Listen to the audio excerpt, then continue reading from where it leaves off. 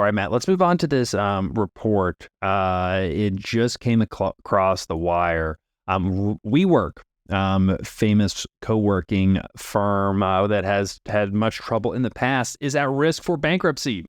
Has co-working died? Matt, as you and I were talking about, this is I think, yeah, it sort of has to do with co-working, but probably more to do with WeWork. Yeah. But taking this so we can get through it, co-working, has that died? Or are people just working from home now? Like instead of like this early on, and then I'm going to shut up.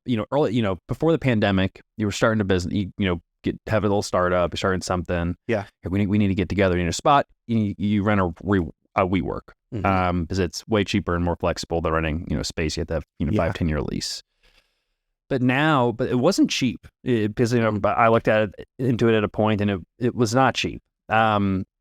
But now, like if you're in a startup, like why spend that money when everyone is so used to, and we all have the tools to work remotely, and we're all kind of have our home offices set up. So I give some credence to the fact that there's just not the demand for co-working space that there used to be, but I could be wrong too. I don't know. I wonder if they set their rules up, they set up a little bit of a business plan, or at least they got kind of entrenched in kind of pre-pandemic paradigm of, you sign up your whole company to a WeWork. You get these startups, they sign up to a WeWork. They don't, and maybe they didn't jump on the transition from remote working, and so the movement away from the office could also mean that you rent WeWorks. That's true. You give up your lease.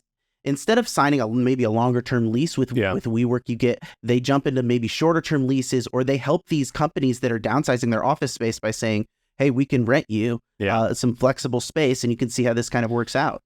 I definitely think co-working has a place, and it's not going away. Yeah. But the model of basically arbitraging of what WeWork would do would like lease out a big space or like a whole building, and then from an owner, and then they would sublease that, and they break it down, fractionalize it, build out a cool space to work. Yeah. And in arbitrage, the difference between they're basically buying wholesale, selling retail, in terms of their leasing. I can't imagine office demand is down, so that's got to hurt them.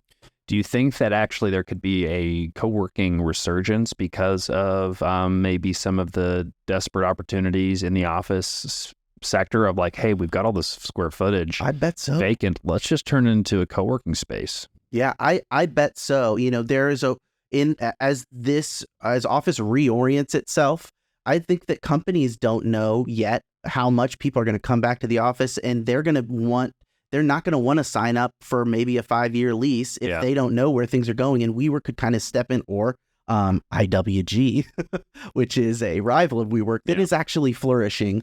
Maybe that's kind of what they're doing. And one of their quotes, the quote from the CEO of IWG, which again is doing well and not unlike WeWork, their quote is, the narrative hasn't yet caught up with reality, and reality is large corporations globally are moving to a much more flexible approach to how they support their people. They're moving towards hybrid working, and it's universal and it's gathering pace. It may be just that they're set up to kind of jump on the decisions that businesses have to make, and they're giving them that flexibility. Yeah.